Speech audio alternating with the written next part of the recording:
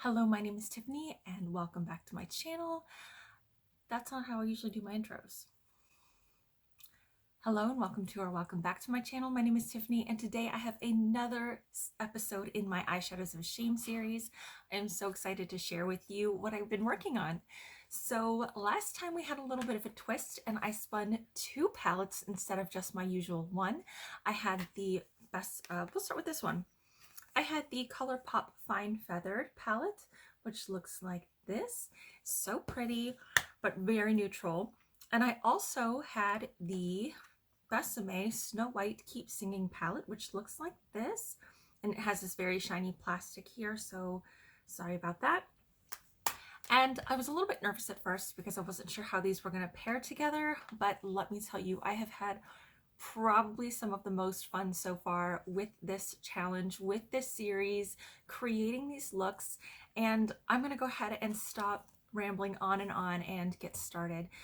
This palette is discontinued. It was limited edition, so I mean you might be able to find it on Poshmark or Mercari or one of those other resale apps, but I really was surprised by how much I enjoyed playing with this, and yeah, let's get into the look so I can show you what I created. Normally with this series, I try to do at least 5 eyeshadow looks, and I try to use every single shadow at least once. Most of the time I do have some repeats based on, whatever color story gets chosen. And this time I did have quite a few that I used multiple times. But let me go ahead and get into it. So the first look you can see over on my introduction video for this palette spin. I'll have it linked for you, of course. And yeah, I really liked that look. It was super fun. So that night I sat down with these two palettes and I did a bunch of arm swatches and tried to do a couple of ideas for combos that I could do. And this is what I came up with. I was really excited about a few of them, and especially this first look, this berry and blue look. I used Once Upon a Time, The Fairest, and then from Fine Feathered, I have Hen Party, Nest Egg, Goose Chase, and Tweet Me all over in various parts for this look. The next look I did was a little bit of a opposite direction. I went berry and yellow, and I used Hen Party in my crease, Telltale on the outer and underneath the waterline. I used a white primer on the lid for this kind of a cut crease look, and then put Destiny over top of it. I felt like Destiny is a very pretty buttery yellow, but I thought that it might benefit from a white base to kind of really ramp up that yellow intensity, and I'm so glad that I did that. It was definitely the right call and really made for a fun look. The next look I did, I was kind of looking forward to this one actually, and this one was really fun. I have this sweater that you see in this picture. I made that, and it just I had to do this eye look with this sweater. It just felt perfect. And for this look, I put High Flying in the crease, No Flocks on the lid, and then I took the apple shade from the Besame palette and put it right on top, and it created this really pretty orangey, warm, red, pink look. And then I used Take a Gander under the eye for just a little bit of that extraness to it. And I really liked this warm look. I really thought that that was so pretty, and yeah, I liked that one a lot. The next look I did, I went back to the berry and blue idea, except this time I brought in a little more depth to it. And I used High Flying in the crease, and then Once Upon a Time on the lid in the center. And then I did sort of a, not really a halo look, but I did put a little bit of darkness on the inner and outer using Huntsman, or the Huntsman on the inner, and then Witch on the outer, and then White as Snow for that little bit of a highlighting shade there. And this one was a lot of fun to do, and I really thought that this was a pretty look, and I really liked that. Then I realized that I hadn't used Of a Feather on my eyes at all. So this one was just totally without the Keep Singing palette. I just used the Fine Feathered, and this is my least favorite look of the bunch, but I gotta share my successes and my failures, and this one, so I used Of a Feather, High Flying, and Tweet Me. Now Tweet Me is a really pretty shimmery shade, but this one really does need some help sticking, and it needs some help staying. I found that without using a spray, I think I tapped this on with my fingers, or a glitter glue, Tweet Me just fell off and became not even existent by the end of the evening. And some days I don't wear my eyeshadows for more than 4 or 5 hours if I get to a late in the day makeup time. So overall, I really like both palettes. I thought that they paired beautifully together, and I'm so happy that I, by chance, just got those two palettes to use together, and I'm really excited. I have some really great looks to recreate if I want to, and yeah, I liked these. I like the formula of this a lot. This is the only Vesame eyeshadow palette I own. I don't even know if they've had an eyeshadow palette release in a long time, but yeah. If you find this and yeah, or if you have it collecting dust on your shelves, pull it out and give some of these looks a try and let me know what you think. If you have any questions about any of the looks that I posted, just drop them below and I'd happily help you figure out more details to that. So let's go ahead and spin for the next palette. I have moved on from my photo album to my Shadows of Shame, making sure to take off those other palettes that we just used, and let's go ahead and give it a spin. Trying not to touch the screen so it doesn't accidentally stop it. Oh, okay. We have NYX Superstars. This is interesting. Let me go grab those. I have my NYX Superstars palettes right here. I got these for $5 at Macy's over the holidays. This was last year's holiday release from NYX, and yeah, I think I used this once. I used this one once. I haven't used the other one, but let me show you. Okay, so this is actually the shade, or the palette, Crystal Flex, and it looks like this. It's just 5 shades, but these are relatively big pans, and these are all called or considered pressed pigments. On the back, the color palette key shows that these are pressed pigments, all of them. So that's that. Mine looks a little bit used, but that's because when these arrived to me, they were all broken and I had to kind of shove them back in place. And yeah, so they're a little bit messy, but I have not actually used them more than once. And this one is the palette, or palette 2, called Kissin' My Stars. And this one is an all shimmer palette.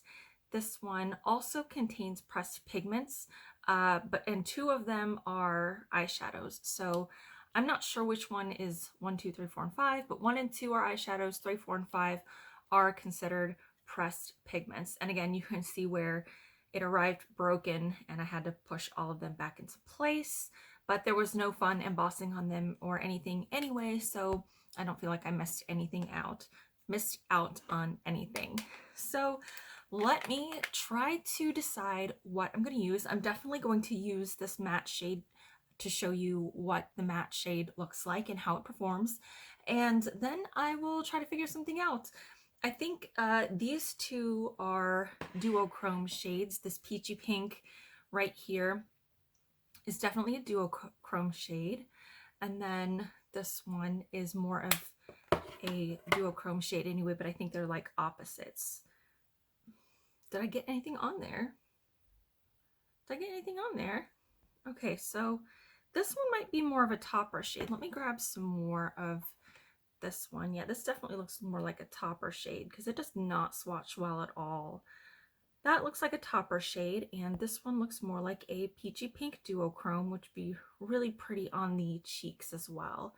So let me grab my eyeshadow primer and think about what kind of a look I'm going to create, and we'll get started. I've primed my eyes, gathered a few other supplies, moved up a little closer. So of course, since out of these 10 shades that I have to choose from, I only have one matte option. So I'm going to just start with this matte number 3 from the 01 palettes. And none of these have names, so it's going to be a little bit of a challenge for me to remember what I've done and to take notes. When I do this project, I always take notes on which shadows I use and sometimes where I apply them. Sometimes it's obvious when I look back over my pictures. Sometimes it's not so easy to tell, but let's just go ahead and start in here. The nice thing about this so far is that this matte is actually pretty nice. These two and the Midnight Chaos are the only eyeshadows that I own from NYX, and honestly, I don't think I've ever owned anything else from them before. I did have my eye on purchasing one of the edit palettes, but I never got around to actually purchasing one, so this is my only experience with NYX eyeshadows. And they definitely, their quality is definitely on a spectrum. Some are very good and some are very frustrating. I really like this eye color on me. I think that it complements the green in my eyes really well, and yeah, it built up pretty nicely. I don't see any crease lines here. It all applied really well and it builds nicely. You gotta keep layering on this matte, but it works nicely. So let's figure out what's next. Honestly, some of these shades swatch absolutely terribly. So I took from palette 2 this one and this one. This is the number 2 silver shade, and this is the number 5. It's kind of a cranberry base with some gold and red and pink shimmers. And they just are so thin, and I don't even know. And then from palette 2, I have that deep purple, which is disappointingly, look at that. Like, it's got pink and purple micro glitters in it, but I had this is 2 swipes. And then this is also 2 swipes of the, actually this is also from palette number 2. This is shade number 4. And it is a, like, I think it would look nice with this. It's got some pretty gold and pink micro shimmer in it as well, but the pigmentation on the base shade is just awful. So this time around might be a challenge for as much as the last round was easy. Oh, but look at this one. This one is from palette number 1 and it's the shade number 5, and it just was, this is just one swipe. Excellent pigmentation, really pretty, like a luminosity satin finish on it. And this one was gorgeous, but 1 out of 10 or 1 out of 9 is low-key terrifying. So let's pick a color. Normally what I would do at this point is just kind of pick something and figure out if I need to do a tacky base or if I need to wet my brush. But what I'm going to do is I'm going to take the same brush that I used for my crease, and I'm going to take the shade from palette number 2, that really awful, okay, if I can pick anything up, like I've got this and I'm trying to pick up, but it's got this weird texture of being like not quite creamy, but not quite dry. So let's just see what we can do with this. Absolutely nothing. Nothing. All right, I kind of figured that would happen. So let's go with a flat brush and see if I can pick up anything on that. I see powder moving around and there's sort of stuff on the brush. So let's see what we've got here. These are so pretty in the pan, but the application of these are just something to be desired. So this is definitely going to be a very challenging round this time. You can see it deposited something there, but oof. Okay, I'm gonna keep going with this just to lay down some color, and I'm not so much worried about the sparkle right now. Even my brush wants to mutiny. Okay, or abandon ship rather. All right, let's keep going with this. I think this is definitely one of those palettes or sets of palettes that is good for people who want to step into color but aren't quite sure, and this provides them a sheer wash of color and a little hint of sparkle, but that's not my life. So okay, after using a small flat brush to apply, you can see there's a little bit of shimmer there, a little bit of that peachy orange glitter, but that's not what I want. I'm going to do the other eye, and then we're going to pop in with some glitter glue and see what we can do. Bringing in the heavy hitter now. I've got my NYX glitter primer, and I went ahead and I just used the same brush and I put that on top of there because I think knowing that this one is a topper shade, I mean, look at that shift though. Oh, can you see why I'm so disappointed? Okay, I'm not going to freak out just yet. So, I mean, I guess I have that really pretty base color laid down, so I'm just taking this on the brush, and even on the brush it looks pretty. Please don't deceive me. And I'm just going to tap some in here and hope that this comes out okay. Okay, you know what? I guess we're going to abandon brush, and I'm just going to use my finger, and has such potential. There we go. There we go. See, this is pretty, but I'm wondering if I even really needed that. That's what I kind of was hoping for out of the other shade, shade number 4, palette 2. So I guess I'm just gonna have to apply it with my finger. I mean, you can see that's such a pretty shift. It's so nice, but not my favorite method of application, but you do what you gotta do to get the desired results.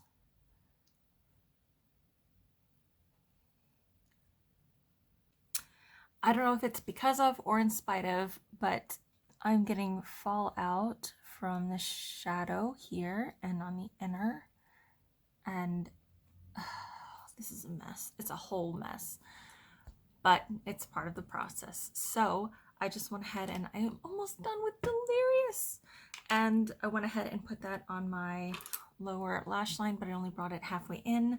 I'm going to go ahead and take this number 1 shade, that really deep purple that swatches terribly, and let's see how it does under the eye.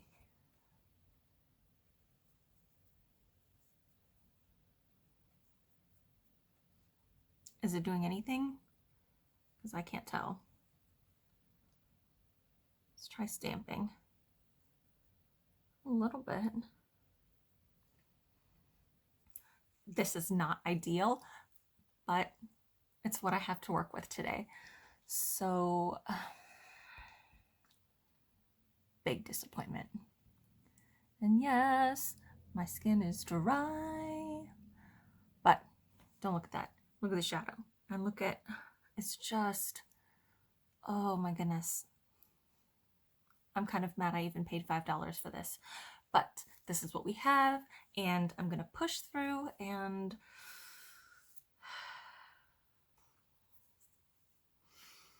well, here we are. From a distance, she looks good, but if you look a little more closely, you can definitely tell there's some problems here. I do think that the colors that I chose today complement my eye color very well, and I'm not mad about that, but the formula here is going to be a little bit tricky. The matte blended out nicely and built up very well. The duochrome shade was kind of a disappointment. I kind of expected a little more of a glossy finish, but we got what we got because I used my fingertip to apply there. That purple shade underneath was okay, not the greatest. Definitely my mascara seems to be hiding some of it some, but it is what it is. I'm going to need to go in after I finish this video. I'm going to have to go in with another palette and use a cleanup shade to kind of clean up everything, because there is not a whole lot of option for that with these palettes. These palettes definitely seem to be a one and done kind of a have a purpose, and I'm not sure, but I'm gonna have to try when I play with it just a little bit more. I do know that I have these 2 shades right here, similar shades in my Urban Decay collection that I really like for pigmentation, that are great for one and done eye looks. So we're gonna have to kind of see what I can build with these 3 here. This gold shade, again, I don't wear a whole lot of golds. I don't love wearing gold, but I'll see what I can do to try to make it work. But for $1 a shade that I paid for these, $1 per pan that I paid for these, we'll create something. I'm not upset with this eye look. I think it's really pretty. I just am not sure that the formula is one that I would enjoy, or is one that I enjoy. It's not one that I enjoy. It is a lot of work. So I'm just gonna have to hold on just a minute, play with these a little bit more. That's the whole point of this project. So yeah, I think I forgot to say at the beginning, most of you already know what my Eyeshadows of Shame series is all about anyway, so I don't need to go back into that spiel. But thank you so much for watching this. I hope you enjoyed it. It was a trip, that's for sure, for me. But let me know what you think down in the comments below. If you want to follow my journey and get a sneak peek of the looks that I create, don't forget to follow me over on Instagram at tiffany.hamblin. I post daily makeup content, my manicures, nails stuff. I'm kind of in between manis right now. Tea subscriptions, sometimes Princess Leia makes an appearance. Or you can follow me over on TikTok. I don't have a whole lot over there. It's mostly required influencer posts, my aerial silks journey, and other random shenanigans. So yeah, both are at tiffany.hamblin. And that's going to do it for me today. I truly appreciate you spending your very valuable time with me today. It means so much to me. If you could please give this video a thumbs up, that makes me happy too. And let me know what you think down in the comments below. Until next time, stay safe and take care.